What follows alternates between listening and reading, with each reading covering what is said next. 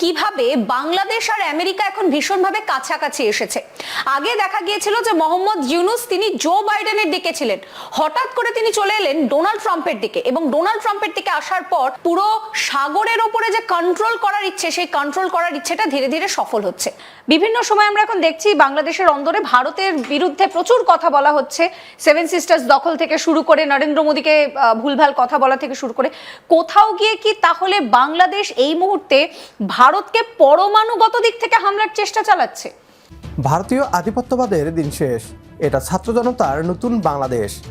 Doctor Mohammad ইউনূসের ক্যারিজমেটিক নেতৃত্বে বাংলাদেশের নিজেদের দাদাগিরি হারিয়ে ভারত আজ দিশেহারা। যারা এতদিন হুমকি দিত আমাদের, আজ তারাই প্রতিনিয়ত ভয় থাকে বাংলাদেশকে নিয়ে। আমরা তো এমন বাংলাদেশকেই চেয়েছিলাম।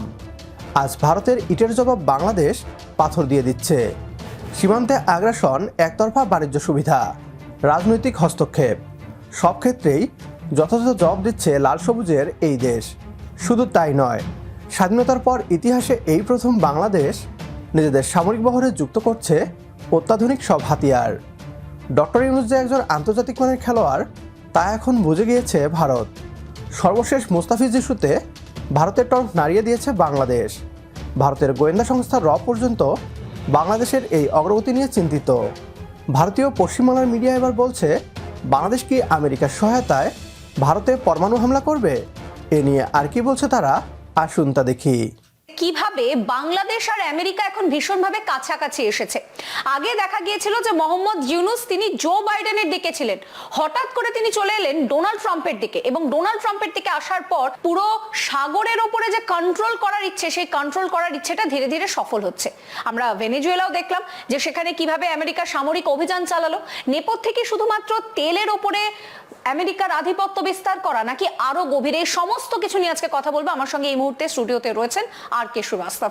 শ্রীজি, আপনাকে স্বাগত আজ তাক বাংলায়। আমি প্রথমেই আপনার কাছে যে বিষয়টা জানতে চাইবো, যে বিভিন্ন সময় আমরা এখন দেখছি বাংলাদেশের অন্দরে ভারতের বিরুদ্ধে প্রচুর কথা বলা হচ্ছে, সেভেন সিস্টার্স দখল থেকে শুরু করে নরেন্দ্র মোদীকে ভুলভাল কথা বলা থেকে শুরু করে কোথাও গিয়ে কি তাহলে বাংলাদেশ এই মুহূর্তে ভারতকে পরমাণুগত দিক থেকে হামলার চেষ্টা চালাচ্ছে?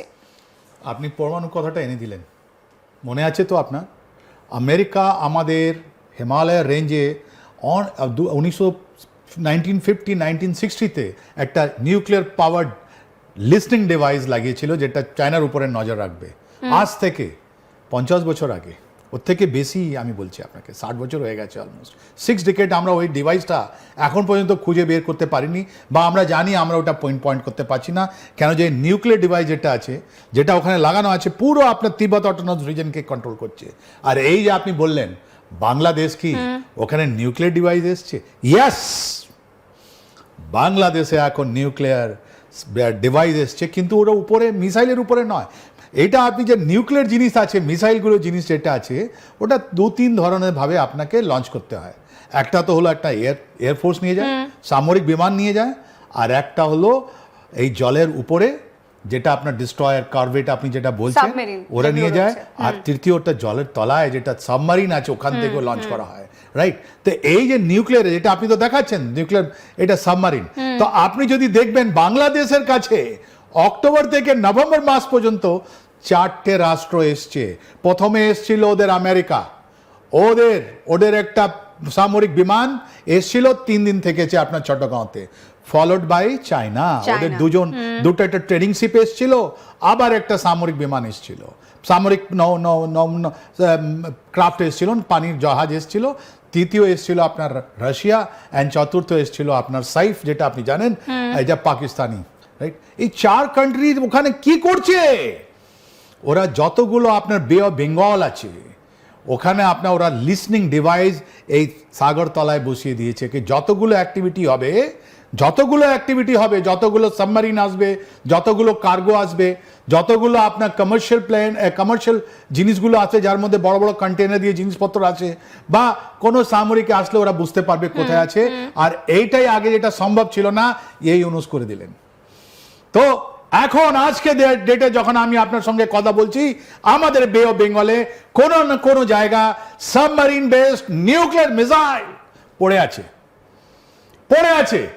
আর এই যেগুলো স্টিল টেকনোলজি, এত অ্যাডভান্স টেকনোলজি আছে যে আপনি বুঝতে পারবেন না যে এই মিসাইলগুলো কোথায় আছে আর কার দিকে আছে, রাইট? আর এই যে ইউনুস 84-year-old ম্যান যে ধ্বংস হয়ে গেছে, একটা নোবেল পিস প্রাইজ নয়, ওর যার হাতে রক্ত লেগে আছে, ওর শুধু একমাত্র আছে এই 7 সিস্টার, এই বে অফ বেঙ্গল নিয়ে কথা বলছে। আর ওর মধ্যে ওর যে চুক্তি হয়েছে আমেরিকার সঙ্গে এই আপনার নিউক্লিয়ার মিসাইল দিয়ে। একেবারে ইসরিজি, এইখানে আপনাকে আমি একটু সঙ্গে রাখবো। এই মুহূর্তে দাঁড়িয়ে যেটা দেখা যাচ্ছে যে এই বাংলাদেশের নেপথ্যে যা কিছু হচ্ছে তার পিছনে কিন্তু কোথাও গিয়ে আমেরিকার হাত রয়েছে। ছোট দেশ বলে অবজ্ঞা করা বাংলাদেশকে ভারত যে এতটা ভয় পাবে তা হয়তো আমরা কখনো কল্পনাও করিনি। পশ্চিমবাংলার মিডিয়া কখনো বলেছে চীন বাংলাদেশকে শক্তিশালী করছে, আবার কখনো বলেছে পাকিস্তানের সাহায্যে বাংলাদেশ সামরিক শক্তি বৃদ্ধি করছে, আবার এখন বলছে আমেরিকা হয়তো বাংলাদেশকে পারমাণবিক শক্তিধর দেশ বানাবে। এখন প্রশ্ন একটাই, যদি বর্তমানে এই দেশগুলো বাংলাদেশের শক্তি বৃদ্ধি করে তাহলে নিজেদেরকে বাংলাদেশের সবচেয়ে কাছের বন্ধু দাবি করা ভারত এতদিন কি করেছে? প্রকৃত সত্য হচ্ছে বন্ধুত্বের নাম করে বাংলাদেশকে লুটেপুটে খেয়েছে ভারত। আজ আমরা ভারতীয় বলয় থেকে বেরিয়ে স্বয়ংসম্পূর্ণ হওয়ার পথে। প্রিয় দেশবাসী, ভারতীয় আধিপত্যবাদ যেন এদেশে আর কখনোই ফিরে আসতে না পারে, সেজন্য আমাদেরকে ঐক্যবদ্ধ থাকতে হবে। সেই সাথে বয়কট করতে হবে ভারত এবং তার দোসরদের। একমত হলে কমেন্ট বক্সে ইয়েস লিখে জানিয়ে দিন আমাদের। সেই সাথে ভিডিও শেয়ার করে দেখার সুযোগ করে দিন আপনার বন্ধুদের। পরবর্তী ভিডিও দেখার আমন্ত্রণ জানিয়ে বিদায় নিচ্ছি আজ। আল্লাহ হাফেজ।